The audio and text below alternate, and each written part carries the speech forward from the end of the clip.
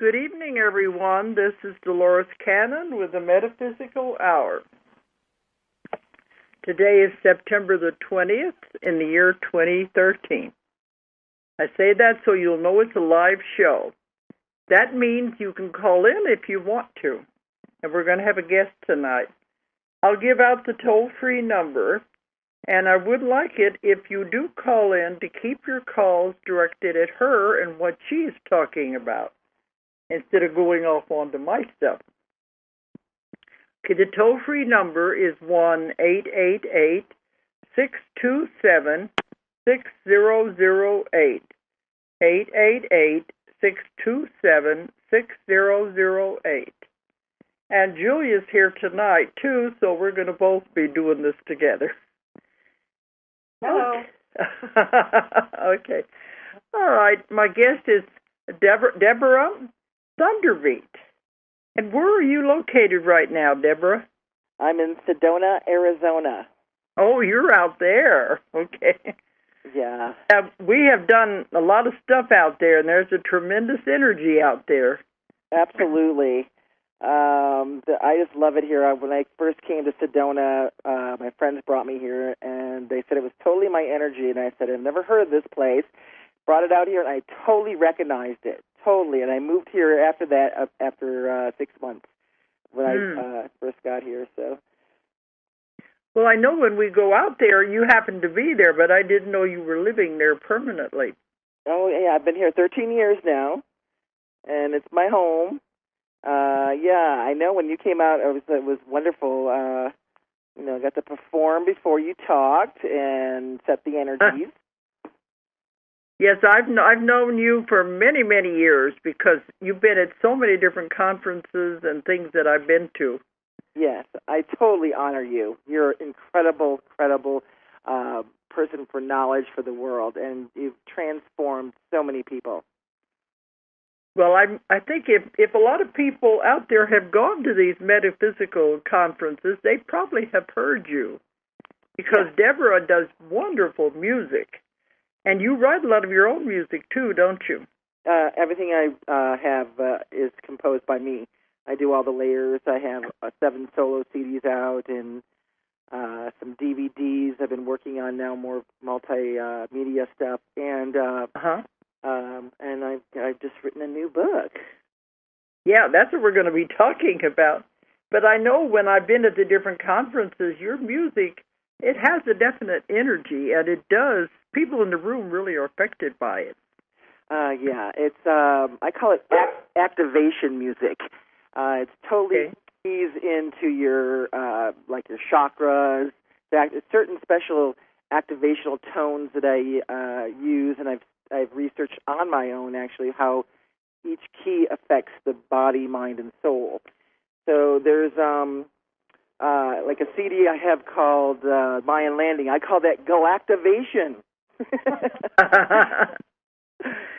But, when we go out to Sedona, to me, the energy is so powerful out there that I didn't think a lot of people could live in that energy full time. Yeah, I have no problem with it. Actually, I've been more creative here. I've been always creative all my life, and a musician for 38 years. And then when I moved here, my creativity became even doubled. It was doubled. So I'm fine here. I think I'm totally at home here. Well, we've heard that if you have any kind of an emotion when you go out there, that the emotion is amplified. Mm-hmm. That's why a lot of people don't like it, because it affects them. They're too hyper, I guess you would say. Yeah. Well, it enhances everything. If you have issues in your body or your emotions, your heart, or whatever, things that you haven't forgiven yet, then it's going to be amplified. Yeah. So you have to learn how to forgive and forget, and forgive the other person, and resolve and process all your issues, and then you're fine here. So I think I've done all that work. I've been doing the work for many years. I'm a sound healer, and I have I've designed a whole sound healing through the chakra sessions with, and I have a whole chakra series, which includes a CD, DVD, book, and a poster with with Kuan Yin on there. And I developed that when I was actually in 1997, came through to me when I was in Egypt. I was overnight in the Great Pyramid, and when I walked out, I was like 4 o'clock in the morning. I walked out, touched the sand, and I heard this thunder voice came in and says, "Color, light, sound. 777 is the sacred number. Color, light, sound." And I went, oh, they're talking about the rainbow colors, and they're telling me that there's an activational tone for each color. So and then I was studying chakras for the last 10 years before that, so I said, oh, that's the chakras they're talking about. And I totally put it together, and I wanted to go home right away to write the CD that I felt I was getting information on. And it was profound activational tones for each chakra, and I've been using that since 2002, and I've had profound results with it. I have testimonies that people have relieved physical pain, actual, emotional, releases, getting rid of their old stuff, their blockages, insomnia. I mean, the list goes on and on and on. So, balancing. I just did an 84-year-old man flew down from Canada to have my chakra session and my new 22 DNA activation sessions, which I do now. And he said, "Oh my God, I was walking with a cane for the last 15 years, and then one day, the next day after the session, he goes, I don't need it. I don't have to look at my feet where I'm walking. I don't need it." And he contacted me just yesterday, and it's been about 10 days. He said, "I haven't used the cane since. Whatever you've done, you've balanced me, and I can walk fine now." So, we're doing the same thing, but I know we're all working with energy, and there's a lot of very powerful things out there that the average person is not even aware of. Right. So it's beginning to come back. And, the use of color and sound has been around, since the days of Atlantis and probably before that. Yeah. So all of this is being brought back right now. Exactly. It's totally ancient knowledge that we have forgotten. So, and it's time to bring it back. I mean, it's so simple. Everyone's looking for this complicated answer, and the answers are very simple. It's color, light, sound. Yeah. Totally. Before we go any further, I just wanted to ask you, is ThunderBeat your real name, or is that a name that you came up with?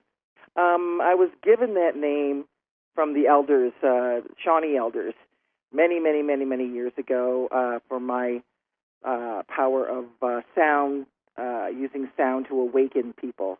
And I've been playing drums for most of my life. And when they heard me play, they said, "Wow, you are ThunderBeat," and they gave me that name. So that makes sense, because I was thinking, unless you were an Indian, I don't know how you would be your natural name. Well, I am half native. I am. My mother was a Choctaw, and my father was Italian. So there's a lot of native roots there, and information that comes through from my work from the native cultures. Well, my husband, they had Cherokee in his background. Mm-hmm. So there's a lot of us. It's all sprinkled through many of us, I think. Yeah. Okay. But well, I have known you for many, many years, and we've been to a lot of UFO conferences and things too together. All the metaphysical conferences, the UFO conferences. And I did have a session with you, so I knew that you did have what you suspected to be encounters at that time. Yeah. But now you've taken it further, and you've written a book about all this and expanded on it, haven't you? Oh my God! It has I have since that session. I think that was in 2004. The session, and I have put the pieces of the puzzle together, as you could say, of what was really going on. What happened was your session really started the beginning of the clarity. And the clarity was I was taken up in a ship, playing in the driveway, broad daylight in upstate New York, taken up in a ship. And while I was being taken up, my mother came running out of the house, and they took her up too. So, and then you were there's a name that they gave me, and you were wondering, well, what does that mean? I remember you asked me that. And they called me Flying Eagle with Many Wings. And that's Native American. I mean, I've talked to a lot of Native Americans since then. Matter of fact, a few Hopi came to my lecture last night, and they were saying that's how we got our names originally, was from the Star People. Uh-huh. And they call us those names. You know, they you know, whatever we have accomplished and who we are, that's our names. You know, so they called me Golden. Flying Eagle with many wings, and that's a pretty high honor name. So it took me many years after your session to figure that out, because I remember that name came through, and we were both going, well, what does that mean? I said, I have no clue. So then I've had other sessions after that with your students, because you're so busy, Miss Dolores. Yes. It takes a year or so to get on a session with you. So I went to your website, and I found one of your students that lives right in Flagstaff, Mina Anderson. She's wonderful, wonderful, wonderful. And that's I know when we did the session, there were a lot of question marks, because so much of it was, how do I want to say, it's hidden in symbolism, kind of like dream symbols, you know, where you think you see something, and it's not actually that, it's something else, like screen memories. So there was a lot of it that was questioned because we couldn't get all the information. And I remember in the session, they kept laughing and thinking, she hasn't got a clue. She doesn't even remember what happened. Right. Well, I had so many encounters, and we only had time for that. I think we spent 4 hours, but we only had time for like 2 encounters, and it was just tapping on the surface of what really happened. I remember the second part of the session. They were actually the family, the Star family, whatever, brought me through a hologram. I found out who that was. What? Later, it's the Ashtar Command that took me up on that ship. They're called the Ashtar Command, and that was that session. And they actually have many species on that. Hello? Many species on that ship.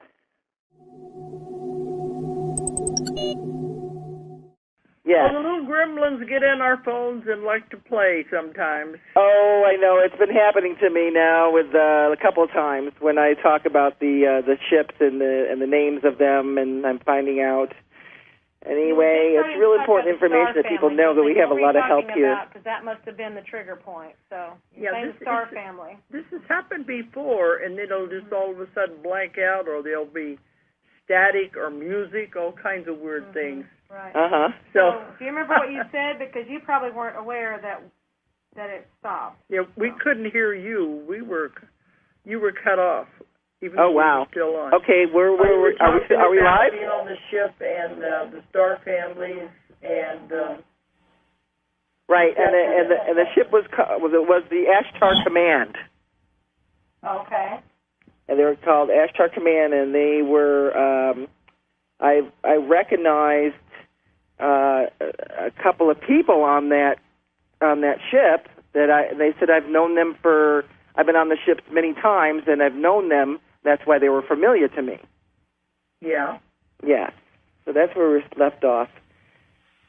And then after that, I'm going to tell you, I've had a couple of times they've cut me off, and with this information. I always call it the gremlins. They like to play with the lines. Yeah. But, and our producer sometimes has problems, and he said sometimes it doesn't happen to anybody else but us. Well, we're just high-energy beings, and we deal with high-energy subjects. And that's what does it. It interferes with the lines. Okay. Right. But, no, I just remember bits and pieces of the first session we did, but I know it had a lot of what you call screen memories in there. That what you were remembering was strange, but it was not what really happened. And you got to peel those screen memories off before you get to the real truth. Right. That's what I was saying. They actually put me in a hologram while I was driving. I was driving to Jim's house, and he said it's going to take 30 minutes to get there, and it ended up being almost 3 hours to get there. And I was the road was repeating itself, the same curve, same tree, same curve, and I'm like going, what is going on here? And then they were, I felt like I was in this dome of light, dome, and everything was echoing all over the place. That was what I had when I had the session. Plus, there were balls of light that looked like street lights, but they had no poles. I remember that. Yeah, that was the session we did. Yes, that's the session we did. And then the pieces of the puzzle have come together since then. That was in 2004. I mean, there's so many pieces of the puzzle. I was so excited about telling you, but I know you're so busy. And you're in my new book. You're in there. So you put what we discovered in there, and then you expanded on it. Is that right? Exactly. Well, I'm glad that the other students could help you with it. Yes, absolutely. Oh my God! There's so many magical things that have happened that came through. The last session I had with Nina Anderson in March, they actually brought me up on the ship and brought me to a planet. And the planet is Sirius. And they said, that's where my family is. I'm from Sirius. And I'm a commander. That's why when I read your book, Custodians Beyond Abduction, I was like, couldn't wait to read that book going, I got to find my story in here. That's something that I've been through. And I'm like looking and reading, and I couldn't find any one story. And you even said, I don't know, your story is so different than the other stories that I have. I don't know where to put you, ThunderBeat. Well, but since then, in my convoluted 4, I think it is, 3 waves, there's a whole lot more about UFOs, and I call it a different perspective because it goes off in different directions. Uh-huh. So in those books, you'll find more that is similar to what you were getting. Oh, fantastic. So you were just a little ahead of your time. That's usually the case.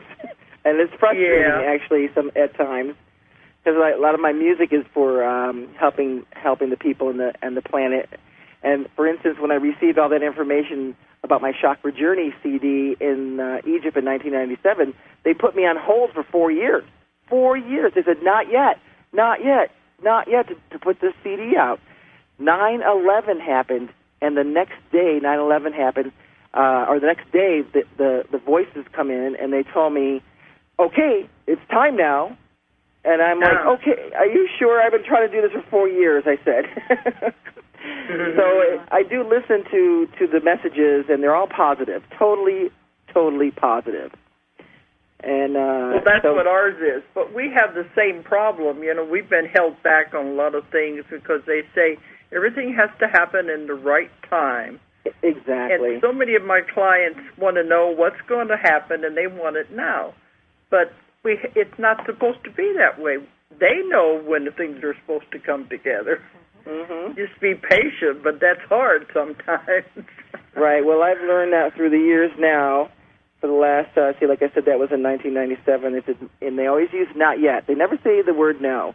They always say not yet, and it is a timing thing. And it was when the planet really, or the people in the planet actually needed some more healing. And that's when the profound, powerful activational tone CD came out. And I didn't even know what the results were going to be, as in what it's going to do. And it's just so, it releases fear just by playing it. It's amazing. So it releases that lower vibration of fear. It just soothes you, relieves anxiety, stress, and you just listen to it and go, thank you. That's fantastic. And it's all natural. There are people out there who are in the same situation. They're wanting something so bad, and they get discouraged because they don't think it's happening. I want to tell them anyway, you keep working toward it. That's the main thing. Mm-hmm. Like, with you write your music, you write your book, you get everything ready, and then when it happens, you're ready. Right. If you sit around waiting for something, then you're going to have to catch up. So they know it's going to happen, and you know it in your heart. You just prepare for it. Yeah. Well, and like you're saying, like you said, they don't say no. They'll say not yet, or when I'd say, well, when, and they say soon. Right. Is that they don't know. your They don't time use or my time? Because we're talking two different times here. Right, that's our time, you know. They don't say, well, time doesn't exist anyway. Well, that doesn't help if you're wanting something right now. Right. Well, the book but you also said right. in this paper you sent me, you had encounters with angels, too. You want to tell us about that? Yeah, I found out that the voice after I got out of the pyramid was the voice that was coming in for the last, for many years, I guess, I don't know how many years, it still comes. It was Archangel Gabriel.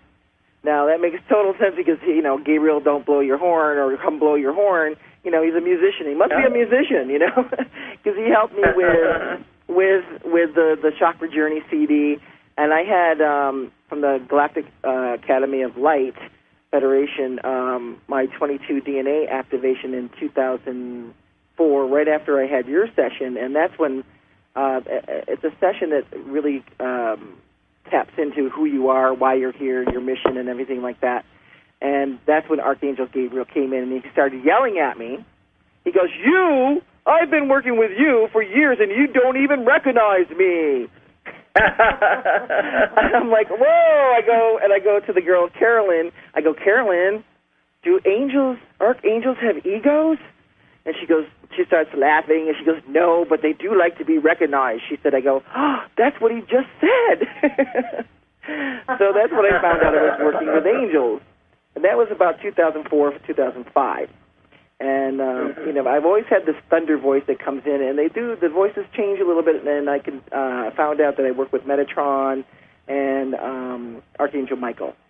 So, and then I'm sure there's other ones, but the ETs, they're all connected. They all work together. They're all one. You know, I'm not saying they're ETs, but the angels. What's that? I said, thank you. That's the message I'm always trying to deliver, because they keep saying, you are us and we are you. We are all combined. It's all together. We are all one. There is nothing separate. Exactly, yeah. And we're all one. We're all one big, huge galactic family, you know. And the thing is, but the angels, they really do have wings. Now, here's the correlation with the Native Americans.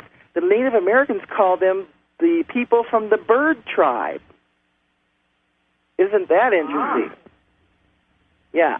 Okay. Yeah. So that was very fascinating when I found that out. It's people from the bird tribe, because they have wings. And actually, I have met up on the ship. I've met people. They have actually, for their hair is feathers. They actually have feathers for hair. Okay, I've had sessions like that, and they were very strange, and I'm thinking, I'm sure I'm hearing this right, you know, because I've had thousands and thousands of sessions. You know. Oh, I know. I don't know how you can remember everything. I believe anything that comes through now because it's all so weird. Yeah. Well, that's the puzzles I putting together, the pieces of the puzzle that, you know, that there is a bird tribe out there, and that's what the Native Americans call them, and the other religions would call them angels, you know. So, and they are really, they say the bird tribe or the angels are really close here. They're like hovering the earth and waiting for us to ask for help, because this is a free will zone, like you know, and they can't just come in and help, otherwise, you know, the karma situation. So they're waiting for you to ask, just like, you know, they say prayer. Prayer is good. Ask and you shall receive. Ask, you know, and it's because it's a free will zone. So that's all part of the plan, too. So, yeah, because we have free will, and they can't make anybody do anything. That's the same thing, you know. Exactly, yeah. Yep, exactly. Explain what you mean by 22 DNA activation. Well, it's actually 22 golden light codes. It talks about that in the Keys of Enoch book. Yeah. Which came to me. I remember when I asked you, when you first came out with your book, The Custodians of Beyond Abduction, I asked you, I said, they gave me this number. I said, they gave me this number, 202-2030. And you looked at me and you said, well, you are obviously connected. And I went, well, I still don't know what that means. So I found out many years later that I'm supposed to be doing the 22 DNA activations. As I looked it up in the Keys of Enoch, and it's 10 paragraphs about 22 DNA golden light codes, and they activate your DNA. We have right now, we have 12 strands of DNA, but it's actually unlimited strands of DNA that we can go into. The 12 DNA strands we have, most of them are dormant. Most people have 2 to 3 strands that are activated now,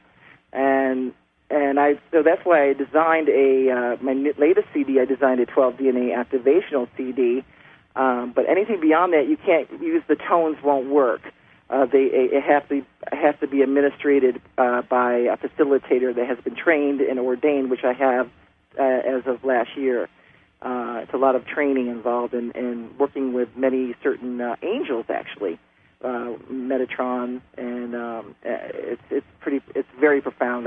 The results I've been getting, you find out like who you were or who you are. Like I said, it repairs damaged DNA, which we all have. That's just from the pollution in the air and the foods that we eat creates damage in your DNA. So the activation repairs all that, and it brings you into your higher self. And like all your clairvoyance comes out, your awareness. That's all that is your awareness is expanding. Psychic abilities. You know what people are feeling, thinking, doing. Last night when I was talking in the lecture, I said, "Oh, you can't lie to me. I'm very psychic." When a person was saying a question or saying that they knew something that they didn't know. Anyway, the point is eventually we're all going to get there where we can have this awareness and no one can lie because we'll all know. Imagine a world that way, like that. It would be a beautiful world. Transparent. Yeah. But that's what I was wondering. What was the point of activating 22? He said, we know there's 12 possible, and then 22. What is the purpose? What would be the point of activating that many? Well, it goes beyond the 12, and it clears out 3 to 5 generations back of karma, because you actually carry on strands of karma of your great-grandmother or great-grandfather that's in your lineage, and it clears all that out from 3 to 5 generations back. I actually, when I'm doing the activations, they do take about 2 to 2.5 hours, that actually these beings come to me and thank me because I'm releasing them and sending them to the light while I'm doing this activation. It's amazing. And the person then, they don't realize that they're carrying that. They don't know till after, and they go, "Oh my God, I feel so much lighter. I don't feel so tired. I don't feel so dense. I have more clarity. I can breathe better. I can see better. I can hear better." I mean, those kind of awarenesses expand. That's kind of like the same thing I do when we have the past life regressions. We find the karma that they've been carrying around for many, many lifetimes, and when it's released, they feel the same way, like a heavy load's been lifted off of them. Right. I think we're doing the same thing. It's just different wordage, different methods. Yeah, different methods. We're all headed for the same goal. We're just getting there with different ways. Right. The mission is the same. I pretty much they're wide awake when I do that, and it's just the karma, though. It's karma of their family too, not just their karma, that they're carrying on, and they come into it takes how to explain. There's so much involved with it. It takes sometimes 2 to 3 years for them to absorb all those golden light codes. So during the years, their creativity expands. They're like, "Oh my God, how do I know this information? I just don't know how I knew this information," because they've had it in their DNA and it's been blocked, and now it's coming through. It's coming out. It's just wonderful. It's just amazing stuff. I'm getting so much feedback. Every week I get some incredible testimonies, and it's ancient. This is ancient knowledge. This is the ancient Atlanteans and Egyptians used to do this. And it's lost information, I guess. It's there in the scriptures and the hieroglyphs, but they can't read it, and the mystery schools. And this is where the training actually comes from. from that, the mystery, the Egyptian mystery. But now is the time for all of this to come forth. That's what we're finding out. Yeah, it's exciting, and, isn't I work with the Swamis and the Ashrams, and they're always telling me, what you're discovering is not new information. They said it's old information. And they said in the old days it was only reserved for the mystery schools, the secret knowledge, and they only trained certain people. Right. But he said now it seems like you're bringing all this back for the ordinary person. That's the difference. They were never allowed to know these things before. Well, they said the same exact thing through my training, that, you know, the high priests and the pharaohs and that certain people could only know this knowledge, and they said that it's very sacred even now, that you can't just teach and train anybody because they don't want to have it in the wrong hands, you know. So I was initiated and ordained and accepted. They said I was accepted by the White Brotherhood, you know, and all this whole initiation thing, but it's just profound, and I'm excited about this mission. It's very, very, very exciting. But, you know, I'm writing about it in my books, and that's what they're saying. Now you're allowing the ordinary person to have access to this. Where before, people were killed for having it. You know? Absolutely. So we've come a long way. Yeah, well, we're grateful for that now that it's opening, and many doorways are opening, so. But it is time, because, you know, everything is speeded up, and people keep saying they can't see any changes, but we know, we see it around us all the time. Everything is changing. Everything is speeding up. Yeah, if you're really looking for it, you can see it. Yeah, time is speeding up. I mean, the shifts, some people are having a hard time with them, and so the work that I do that really helps out, you know, the chakra work or the DNA work. But the DNA work, they have to be pretty much ready. They can't have a lot of emotional issues. It would just make them, enhance it even more. So they have to be pretty clear before they receive the 22 DNA activation. But the chakra work works fine. It relieves all that anxiety and clears out all the old stuff that they have been carrying around, and they process, and a lot of people cry during my sessions, which is a very big honor to me, because they're releasing the old. So I can tell that way. And but this is exciting times we're living in. Shifts are. That's what I keep everybody at my lectures. We're living in a very exciting time. Yeah. A lot of things are happening right now, and they're positive. Yes.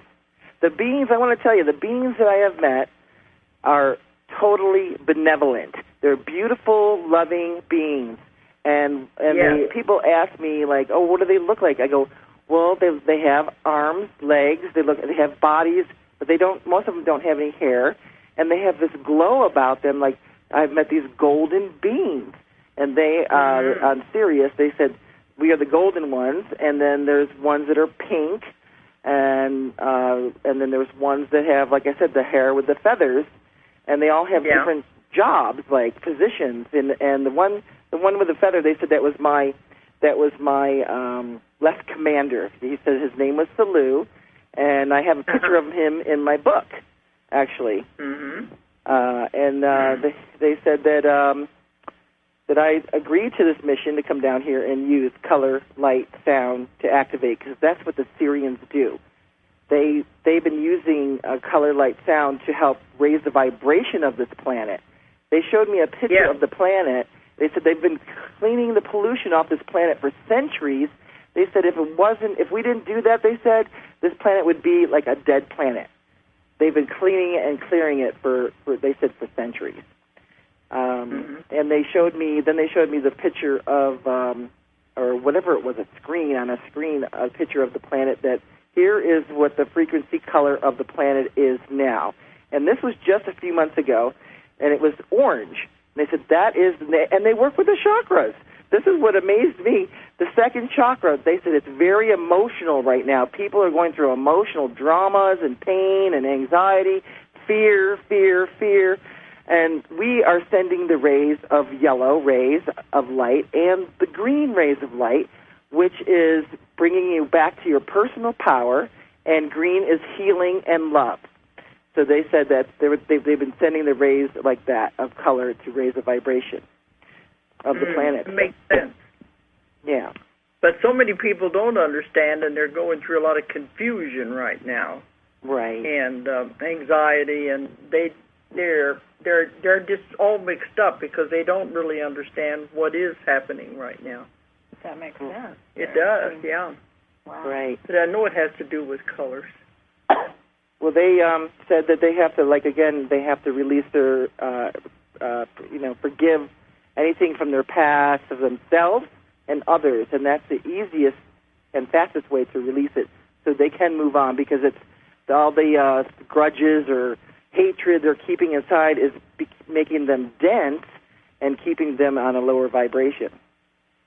Mm-hmm. But, I've been working with the UFOs and ETs for over 25 years. I know. It's fantastic. I have never found anything negative. It's always been benevolent, that they're wonderful, loving people.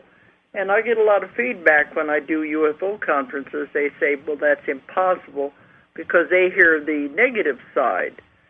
But that's coming from the person and their own emotion.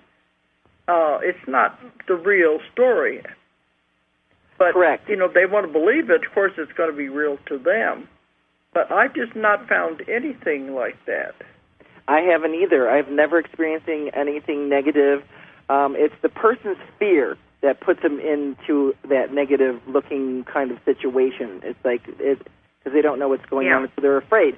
Every time I've been seeing ships since, I was taken up at 4 years old, but I remember the next one I saw was 15 years old. I always have been in awe of them, never in fear. I was driving with a girlfriend of mine, and it was daylight, and I get out of the car, and I see this, 1 block away, hovering a ship with square windows, and it was a ball of light, and I went, wow, look at that. And Pam gets out of the car, and she freaked out. She screamed, ran in the house, ran up the stairs, slammed the door, and didn't come out of her room for 3 days. 3 days? 3 days. And I'm like, I hope Pam is okay. And her boyfriend comes up to me and says, do not ever mention this situation to Pam ever or any of us again. And I went, whoa. And I'm going, that was a really cool thing I saw, So the point is, I've never been in fear. Some people just can't take it because of that. Fear makes them afraid of anything they don't understand. That's what I found in my work. They said fear is the strongest emotion a human has, and if you don't understand it, you're going to fear it. That's why I try to help them to understand what's going on, and then it takes the fear away. Exactly. And I've been saying that fear is the opposite of love, Yes, that's what they say. Yeah. And the only thing that's real is love. Right. So it's their fear, I think, that causes a negative situation. Because, like I said, I've never experienced anything negative. If anything, I've experienced negative humans more than anything on the other, the star beings that I've met. And I met many races. Nibiru's come to me, and they've always been, full of love. And but I wanted to say another point where that's one of the reasons I wrote the book was, a lot of this fear and this negativity that you see about ETs is made up by Hollywood. They're sensationalizing the negative and putting everybody in fear.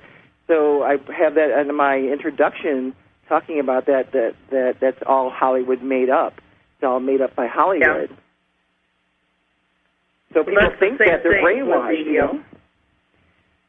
Go ahead. How was I going to go with that? Well, we say in the book, fear is for entertainment purposes only. Oh, I love it. No, it's an illusion. Yeah. For entertainment purposes. Because I was told it has to do with the person's emotions, that they are afraid of something, they color it, and they distort it with their emotions, so that what they're remembering is not what really happened at all.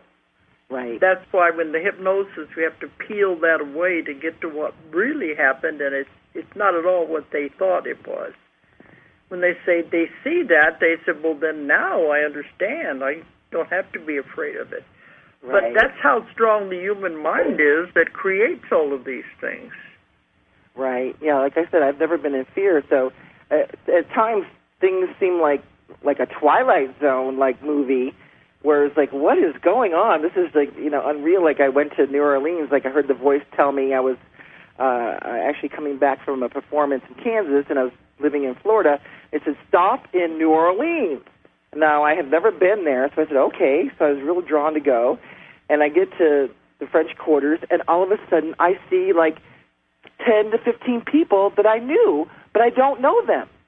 And I'm like, wait a minute, I know I've hung out with you, but I don't know where and when. And I kept, every place I looked, I go, oh, I know you two. I know that person. I know that person. It was the strangest. It was like Twilight Zone. And then I walked. Did they know you also? Or? What's that? Did they know you also? Or no, I looked at them right in their eye, and I said, hello. And they said, no, they didn't recognize me at all. And, and then, it was just even normal people, like just a person standing by the bus stop, and it was like, I know that person too. And I said, and I walked into this coffee shop on the way out to get some coffee for the road, and this group of men were talking at this table, and they all turned around and looked at me, and the one guy says, oh, she's a drummer. And I looked at them, and they all said, oh, okay.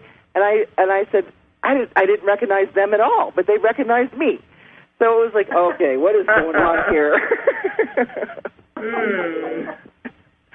Maybe you're getting around more than you think you are. I guess. Well, my mother's from not New Orleans, but she's from Louisiana, and they say it runs in the family. So my mother, they've been contacting her too throughout our whole life. She would call me and say, okay, they're here. I said, yeah, I do know they're here, Mom. Because they would call us out of the house and tell us to, let's go for a ride. I mean, really, that's exactly what they would say. Well, I've investigated cases like that where it goes for several generations. Grandmother, mother, child, it just keeps, like they're studying the members of the same family, really. Mm. Well, they said I was part of the family. Like that. So. They said that me and my mother were part of the Syrian family, and when I was in that last session with Nina Anderson, the regression session, my mother was there. I met her. She said, yes, she made me cry. She goes, the reason I came down here was to bring you in. And I went, and tears just like flowed out of my eyes like rivers of tears, and I'm like, oh my gosh. And she was she was beautiful, pink golden light being, and it was just beautiful. Uh-huh. I understand this more than the average person would, anyway. But what do you mean on your paper here about continuous ascension? That we're constantly shifting. It's not. People constantly ask me. They go, well, when is this shift stuff going to end? I said, it's not going to end. We're going into the higher light and the higher vibration, and it's exciting. And they go, oh, I don't like it. I go, just ride the wave and stop fighting it, and you will just feel so much better, because we are going into a higher light and a better world. Mm-hmm. So that's what I tell them. Because we were in London on December the 21st, 2012, when everything was supposed to end and all of that. And, of course, nothing happened, and we knew it wasn't going to happen. Right. But then afterwards, where I've done lectures, they'll say, well, nothing happened. And they're waiting for some big traumatic thing. And we keep saying it's not going to happen that way. It's very gradual and very subtle. But we're in the middle of it right now. It's already happening. Yeah, it's been happening. I mean, right before 2012, December 21st, I felt the time was really speeding up, really shifting, and like everybody does think it's all going to happen at one day, something's going to happen one day. No, it's slowly, gradually, coming to, a point, and then shifting from there. So, and I knew for 2 decades, because I've been down in the Mayan lands for over 2 decades, talking and doing ceremony with the shamans, and not one Mayan shaman said the world was ever going to end. it was all made up by this doom and gloom people, you know. And the year that January of 2012, that's when a voice came in and says, I was praying, actually, and I said, I'm so tired of this fear and this doom and gloom, these lies about the 2012.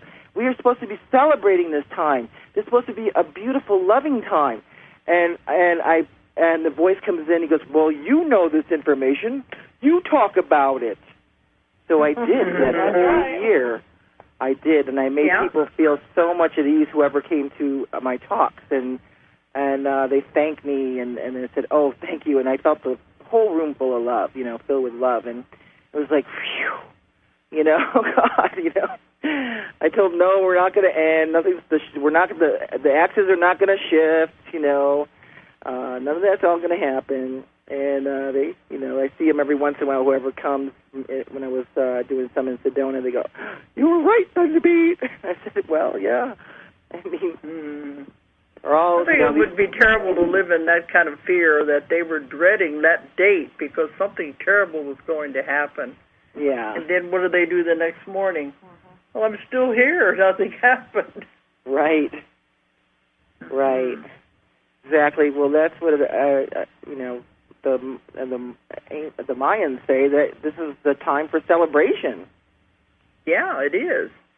Well, we're getting the same information. It's just coming in different ways. But to me, that always adds validity. That shows it's real, or why would we be getting the same information? Absolutely.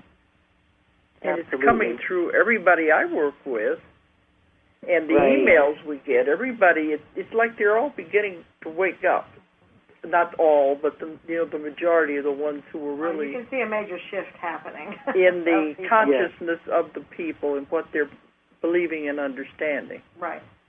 I told one journalist about my book when I was working on it. It was almost done, and he said, well, good luck telling the people about the benevolent beings out there, you know, very sarcastically.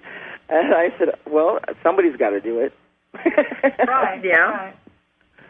Right. So we're on the same page anyway, and that's the important thing. Oh, absolutely. Now I like it when I find other people who are getting the same information.